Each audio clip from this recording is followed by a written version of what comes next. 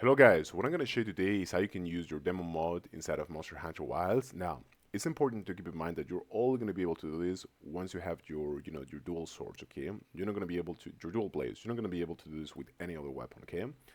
And it is as simple as just pressing R, okay?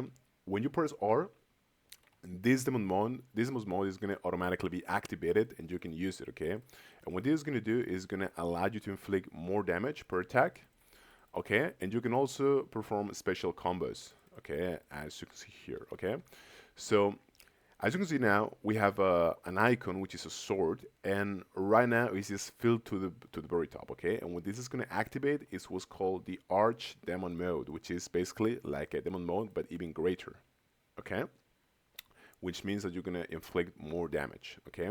So just press R, start inflicting damage, and after some attacks, your arch demo mode is going to be activated and you can inflict even more damage.